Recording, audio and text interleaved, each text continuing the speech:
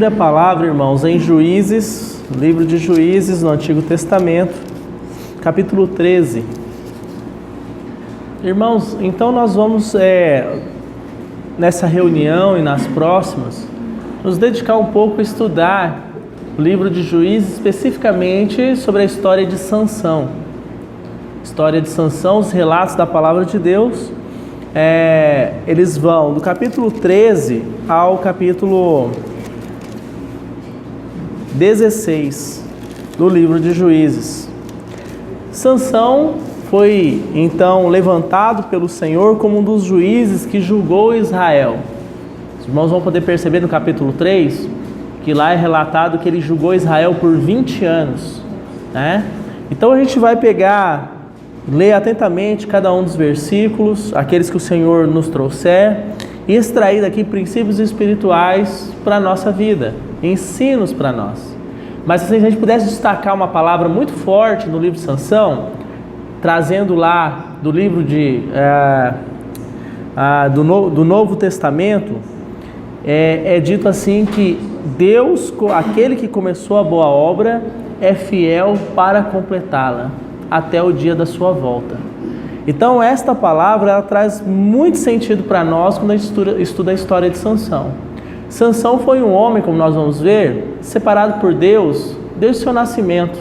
Na verdade, a concepção dele já foi uma concepção milagrosa, né? A mãe dele não podia ter filhos, era estéril, e o Senhor Deus havia prometido esse filho. E tudo que envolve o nascimento, desde a concepção até o nascimento de Sansão, a gente vai poder entender que fala sobre separação, consagração para Deus. Então isso tem muita relação com a nossa vida com o Senhor. Por que nós nascemos de novo, irmãos? As pessoas acham assim que nós nascemos de novo para ir para o céu. Outras pessoas acham que nós nascemos de novo para não irmos para o inferno. Jesus nos libertou do inferno, Ele nos salvou de uma condenação. Tudo isso é verdade. A obra que o Senhor consumou na cruz, que nos levou ao novo nascimento, que é Romanos, capítulo 6, Gálatas, capítulo 2, e o Novo Testamento, mostra que em Cristo nós fomos gerados novamente. Nós nascemos de novo para uma nova vida. Então, ser gerado por Deus implica necessariamente não em primeiro momento, a salvação do inferno ou habitar na Nova Jerusalém. Muito mais do que isso. Ser gerado por Deus implica consagração. Ser separado para Deus. Quando nós vamos em 1 Pedro, lá é dito que Deus comprou para si um povo, né? E esse povo é uma nação de sacerdotes. É um povo de propriedade exclusiva de Deus. O capítulo 1 de 1 Pedro, é importante a gente destacar que lá é dito assim que nós fomos chamados para a obediência. Vamos ler esse texto? Não desmarquem aí, Juízes. Mas é para nós vermos como que a vida de Sansão reflete princípios muito importantes do novo nascimento. 1 Pedro capítulo 1.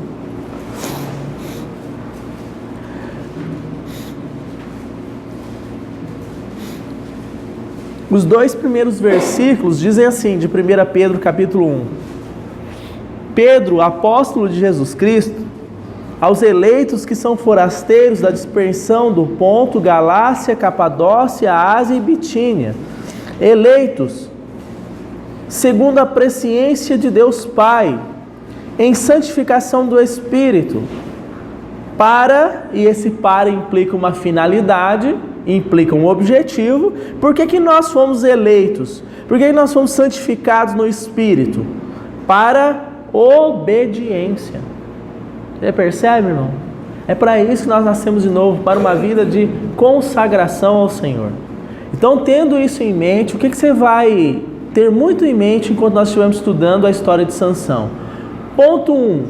Aquele que começou a boa obra é fiel para completá-la. Ponto 2. Nós fomos consagrados a Deus. Nós somos consagrados a Deus. Nós fomos gerados com esse objetivo, de sermos consagrados. pertencermos exclusivamente ao Senhor, não andarmos mais pelos nossos caminhos, andarmos pelos caminhos do Senhor para fazer a sua vontade, para que Cristo cresça e nós diminuamos, para que o reino de Deus seja manifesto, para que o testemunho do Senhor seja pleno em nossas vidas. É para isso que nós somos gerados por Deus, tá? Agora vamos voltar lá no livro de Juízes e vamos começar a ler os textos.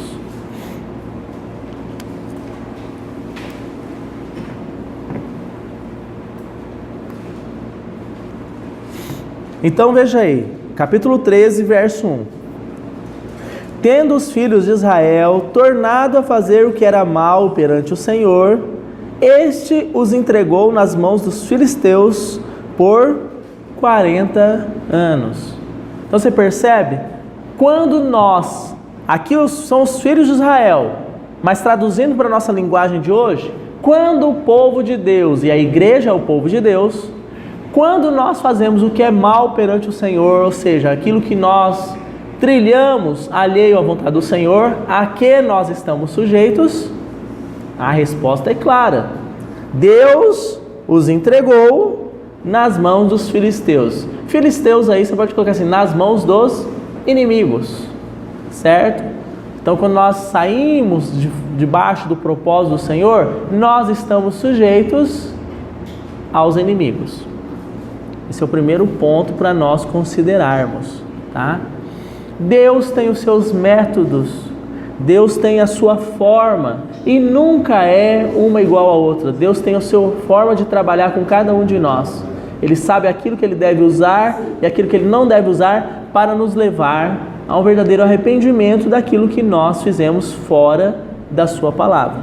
Mas é fato que quando nós andamos alheios ao Senhor, estamos sujeitos a esse perigo, sermos entregues nas mãos dos inimigos. Você lembra que o Senhor disse assim para Pedro: Pedro, Satanás pediu você para te peneirar, e eu roguei ao Senhor para que você não desfalecesse.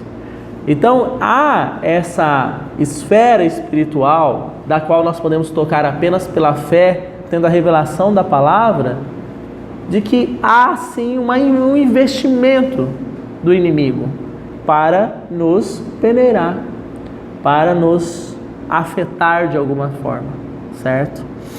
Então, seguindo aí, o povo de Deus foi entregue na mão dos inimigos por 40 anos. Olha que interessante, irmãos, nós vamos dar um salto aí, só para a gente entender essa questão dos inimigos, tá? Vá comigo aí no capítulo 15.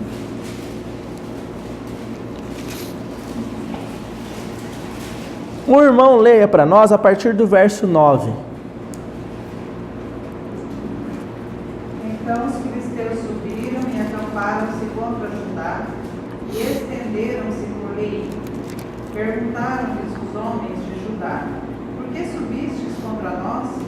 Responderam: subimos para amarrar Sansão, para lhe fazer a ele como ele nos fez a nós. Então 3.000 homens de Judá desceram até a fenda da rocha de Jordã e disseram a Sansão: não sabias tu que os filisteus dominam sobre nós? Por que, pois, nos fizestes isso?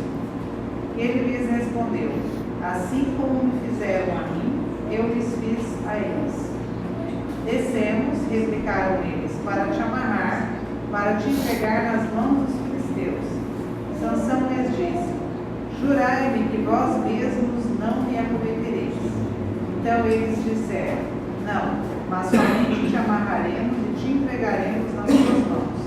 Porém, de maneira nenhuma te mataremos. E amarrando com 2 cordas novas, o fizeram subir da rocha. Por que nós pegamos esse texto? Porque lá no verso 1 do capítulo 13, diz que o Senhor entregou o povo nas mãos dos filisteus. E essa seção aqui que a Annelise leu, mostra de forma muito clara como que o povo estava subjugado pelos inimigos. Então Sansão, a gente vai ler, ele se levantou contra os inimigos, e os inimigos vieram até as fronteiras lá para poder capturar Sansão.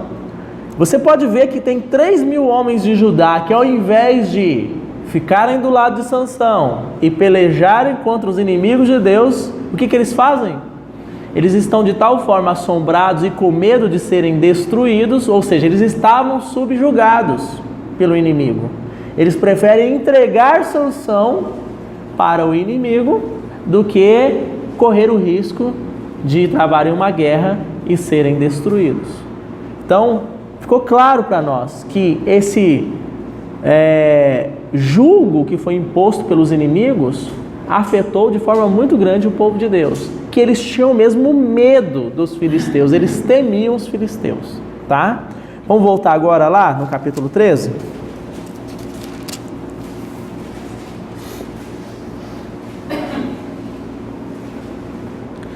Diz assim o verso 2: Havia um homem de Zorá, da linhagem de Dan, chamado Manoá, cuja mulher era estéril e não tinha filhos.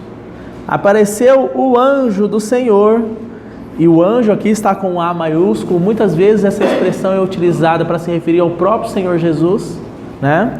Apareceu o anjo do Senhor e a esta mulher e lhe disse: Eis que és estéril e nunca tiveste filho, porém conceberás e darás à luz um filho. Agora, pois, guarda-te, não bebas vinho ou bebida forte, nem comas coisas imundas, porque eis que tu conceberás e darás à luz um filho, sobre cuja cabeça não passará navalha, porquanto o menino será nazireu, consagrado a Deus desde o ventre de sua mãe, e ele começará a livrar Israel do poder dos filisteus. Ao mesmo tempo que Deus estabeleceu a disciplina para o povo, que era entregá-los nas mãos dos inimigos, conforme a gente viu no verso 1, o Senhor também é aquele que provê o quê? A libertação. Então ele diz: eu vou conceder a vocês um menino. Esse menino vai ser consagrado desde o ventre materno. E qual é o objetivo? Por que eu estou levantando ele? Para que ele comece a livrar vocês dos filisteus. Então, irmãos, aqui é um aprendizado para nós. Mesmo quando nós estamos debaixo da disciplina do Senhor, muitas vezes entregues nas mãos dos inimigos como uma disciplina para nós, o Senhor é aquele que já proveu também o quê? A libertação. Há um trecho da palavra que diz assim, que Deus é aquele que faz a ferida, mas Ele também é aquele que cura, que ata esta ferida. Tudo que Ele faz é para levar a mim e a cada um dos irmãos a uma medida maior de Cristo, seja inclusive por meio da disciplina. Então Deus entregou Israel na mão dos inimigos, mas proveu para Israel também um libertador. O que o Senhor fez lá no Jardim do Éden? Quando Adão e Eva caíram, transgrediram a palavra, atenderam a voz da serpente, Deus passou a mão na cabeça deles? Não. Visto o que vocês fizeram, maldita é a terra por tua causa, né? O fruto que você vai ter para comer o seu alimento, você vai ter que trabalhar, homem, vai ter que tirar em meio a espinhos desse fruto, você, do suor do seu rosto. Você, mulher, né, darás a luz em meio a dores. E ali foi. Mas o que ele faz? Ele mata um animal, ele tira a vida de um animal, para que a pele daquele animal revestisse o homem e a mulher, e ele traz a profecia, né? A serpente, a descendência da mulher esmagaria a cabeça da serpente, e a serpente feriria o calcanhar da descendência da mulher, o nosso próprio Senhor. Então, ao mesmo tempo que ele estabeleceu a disciplina, a consequência, ele também prometeu um libertador. Então, irmão, você está passando por alguma dificuldade na sua vida? De muitas vezes dependência, de muitas vezes, olha, eu não consigo me dissociar disso.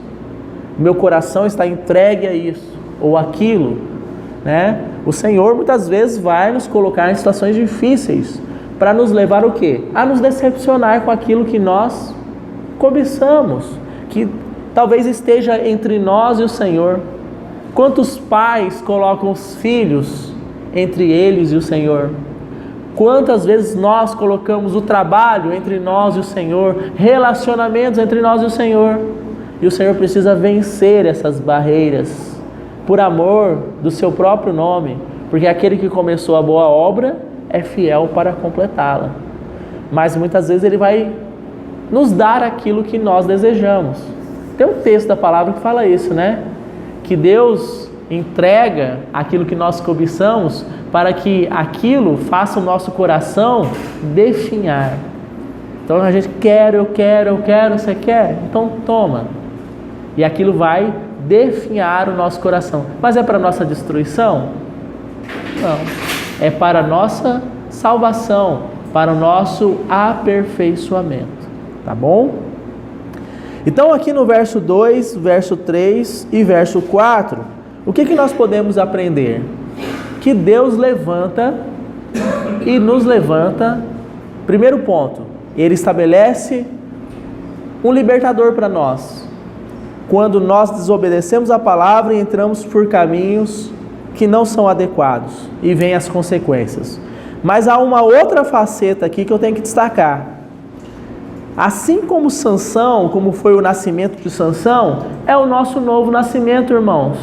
Aqui é dito que esse menino foi consagrado desde o ventre e que ele seria usado como um instrumento do Senhor para o seu reino.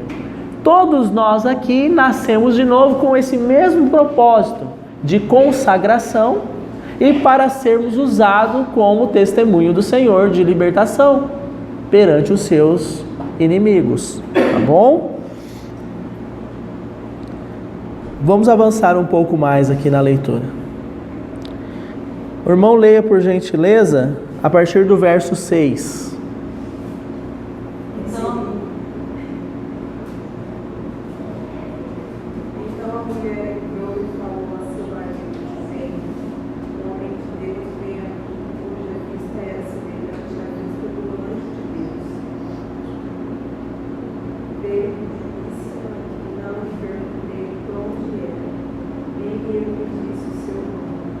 Porém disse: eis que tu considerarás que terás um purgatório, pois não bebas nem bebida forte, não comas coisa imunda, porque o menino será careceiro de Deus desde o ventre dia da sua morte. Então, Tá bom, irmã. Até eu pedi até o 8? Não, né? Olha só, no verso 7 aí, bem no finalzinho dele, a irmã leu assim, que o menino será nazireu consagrado a Deus, desde o ventre materno até o dia de sua morte.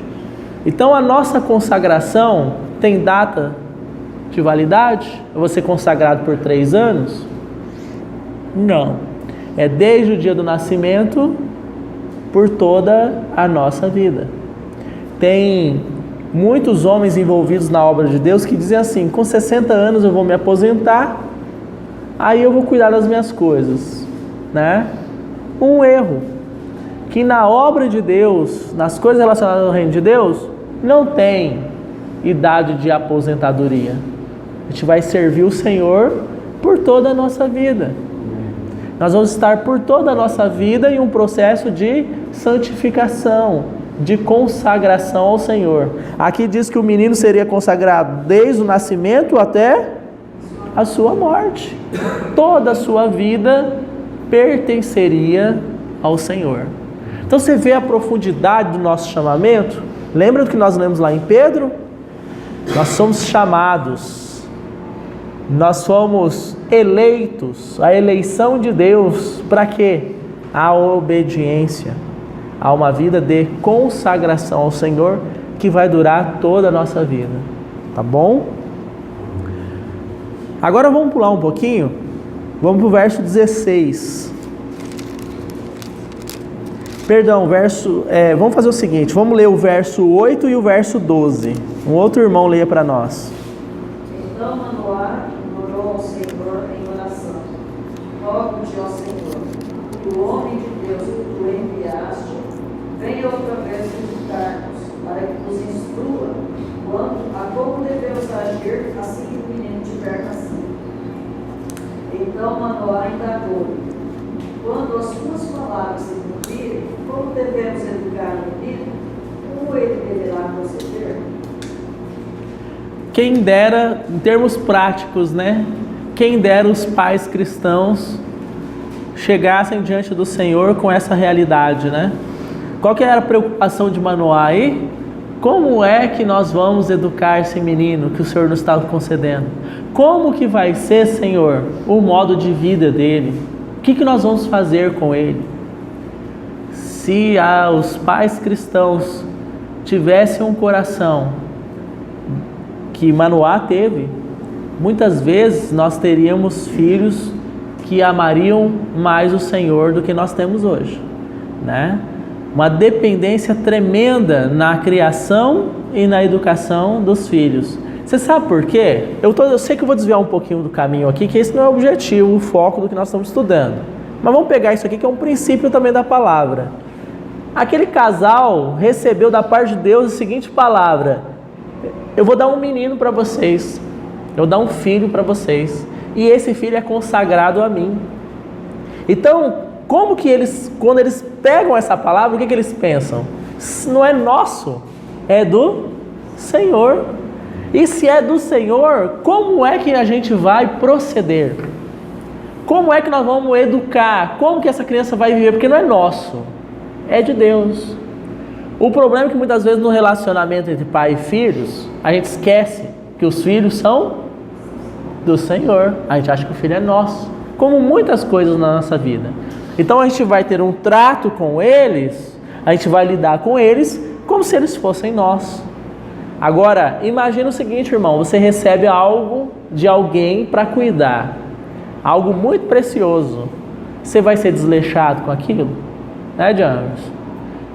Deixa com o James algo muito precioso para o James cuidar. Fala, James, cuida disso, é muito importante para mim, tá? Eu vou viajar, quando eu voltar a gente conversa. Se o James é um menino responsável, ele vai cuidar melhor daquilo que eu dei para ele do que das próprias coisas dele. Com receio, né, de que aconteça algo de ruim com aquilo que eu confiei a ele. Então, esse era o coração desses pais.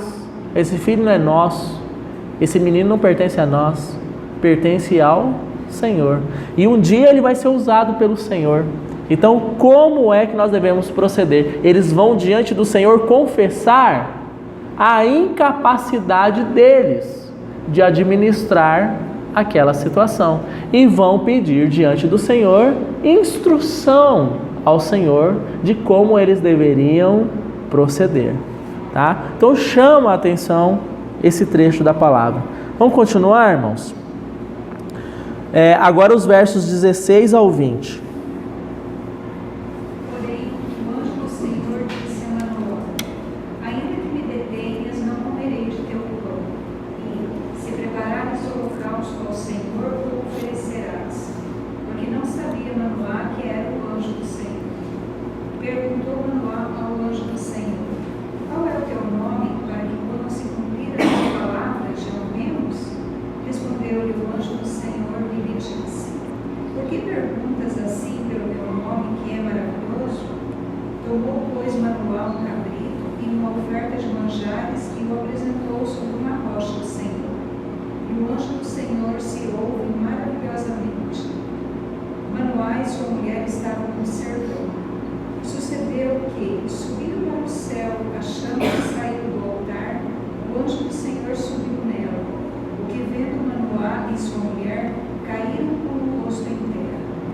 Então, o que envolve esse processo de santificação, esse processo de um testemunho que o Senhor tem preparado para, por meio do seu povo, se anunciar perante seus inimigos? A obra da cruz, porque aqui você tem o quê? Um sacrifício. Irmãos, a cruz, ela está em todos os pontos da palavra de Deus. A obra que o Senhor Jesus realizou está em todos os trechos da palavra de Deus, expressamente ou implicitamente, mas está, porque ele é um princípio fundamental. Então, quando Deus anuncia que é necessário que o seu servo seja consagrado, que o seu servo será usado para a libertação do seu povo, o que é que vem? vem o sacrifício do altar. É tão interessante que os pais de Sansão aqui, eles queriam na verdade oferecer um banquete para o anjo, para que o anjo permanecesse com eles. Mas o anjo fala assim, não, melhor é um sacrifício. Um momento de sacrifício. É um momento de negar a si mesmo. Então o que nós vamos aprender nesse trecho da palavra? Que para que haja uma vida de consagração, a obra da cruz tem que operar em nossas vidas todos os dias. Você quer ser consagrado ao Senhor? Todos nós queremos, irmãos. A gente sabe que este é o caminho, mas há um preço a se pagar. Nós devemos negar a nós mesmos. Por que o povo de Deus foi entregue nas mãos dos inimigos? Porque justamente eles não quiseram negar a si mesmos. Fazendo o que era mal diante do Senhor, o Senhor os entregou por 40 anos nas mãos dos filisteus. Você sabe que o número 40 na palavra de Deus implica sofrimento. Então é sofrimento para o povo, mas só para o povo? Não, sofrimento para o Senhor também, de ter que ver aquela situação. Você quer um exemplo? Quanto tempo o povo de Israel ficou cativo no Egito? 400 anos. Quantos dias o Senhor jejuou no deserto? 40 dias. Quanto tempo o Senhor ficou lá em Atos depois de ressuscitado com os discípulos? 40 dias. Então o número 40 é um número que traduz na Bíblia sofrimento. E aqui o povo de Deus foi entregue 40 anos. E eles foram realmente subjugados, tanto é que nós lemos, eles tinham medo dos inimigos de Deus. Eles tinham medo. Para que então essa situação possa se reverter, consagração, a cruz tem que estar presente, para que o Senhor comece a operar o que? A sua libertação, seja do ponto de vista individual, cada um de nós, na nossa experiência diária, seja no plano corporativo. Os irmãos acham que hoje a igreja tem dado um testemunho pleno acerca do reino de Deus? A igreja de um ponto de vista geral, tá? Não estou dizendo aqui ou ali um testemunho específico. De um ponto de vista geral, a igreja, o povo de Deus, tem estado perdido. Tem estado misturado com as coisas do mundo. Não tem dado um testemunho pleno. Então o Senhor começa a nos falar o quê? Consagração. Vida de cruz. É o caminho para libertação. Não é o que foi dito hoje? A partir desse menino, Deus começará a prover a libertação do seu povo. Que o Senhor nos ajude. Vamos avançar aqui para o último versículo para a gente encerrar. Vamos ler, na verdade, do verso 22 até o verso 25, mas a gente vai comentar o 25, tá? Certamente morreremos, exclamou Manoá, a sua mulher, porquanto vimos a luz. Contudo, ponderou-lhe a esposa: se o Senhor tivesse pretendido matar-nos, não teria aceitado nem o nosso holocausto, nem a nossa oração, e não nos teria feito contemplar tudo que acabamos de ver com nossos próprios olhos.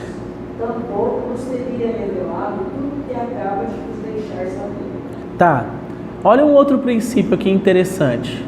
Quando estamos passando pelas consequências da nossa desobediência, o Senhor quer nos matar? O Senhor quer nos destruir?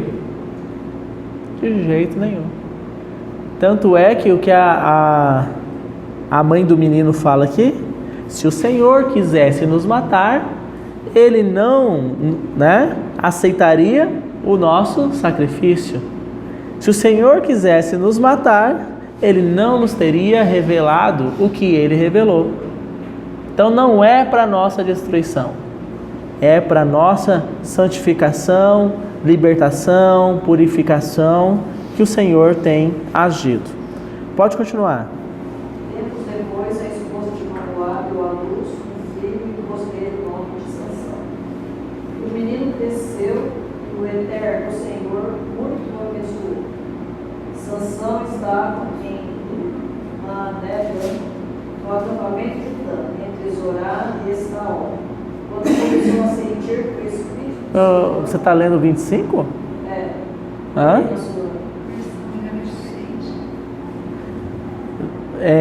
Verso 24 e 25. Depois deu a mulher à luz um filho e lhe chamou Sansão. O menino cresceu e o Senhor o abençoou.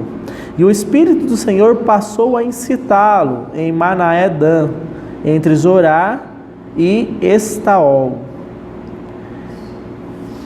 O último verso que eu quero comentar com os irmãos é o verso 25. A gente vai ver muito na leitura dos relatos de Sansão que o Espírito do Senhor se apossava dele, para que ele pudesse fazer aquilo que a mão de Deus queria que ele fizesse.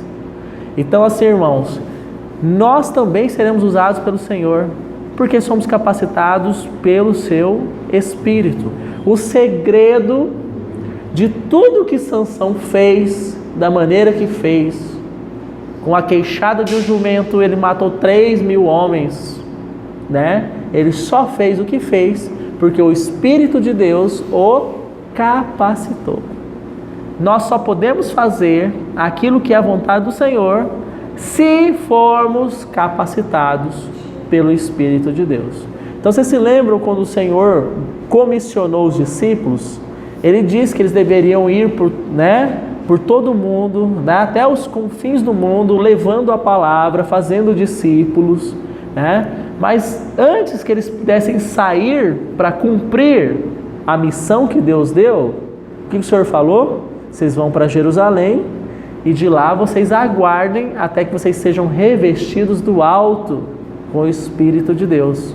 Se eles tivessem saído dali, de onde o Senhor falou, da grande comissão, e fosse fazer a obra de Deus, provavelmente hoje nós não estaríamos aqui. Mas é porque eles obedeceram o Senhor, esperando em Jerusalém, até que eles fossem revestidos do alto, é que a obra de Deus permanece até os dias de hoje. É tão interessante, né? Antes de ser revestido pelo Espírito de Deus, Pedro foi aquele homem que negou o Senhor porque tinha medo de morrer juntamente com o seu Senhor. Então ele negou o Senhor, ele praguejou contra o Senhor. Agora, depois que ele foi revestido do alto, Pedro é aquele homem que diz assim: antes importa obedecer a Deus do que obedecer aos homens. Ele já não estava mais preso, escravizado pelo medo, pelo pavor da morte. Então você percebe a diferença de não sermos capacitados pelo Espírito e de sermos capacitados pelo Espírito? Somente assim, irmãos, nós vamos cumprir o propósito do Senhor. Amém? Então, para não ficar muito rápido, né? Que o Senhor nos grave esses pontos. A disciplina do Senhor. Que o Senhor grave em nós esses pontos de consagração ao Senhor. Uma vida de cruz. Ser revestido pelo Espírito de Deus. Porque todos esses elementos estavam presentes na vida de Sansão. Amém? E aí nós vamos ver como se desenrolou essa história. Uma história de um homem que falhou e o Senhor alcançou ele lá na falha dele.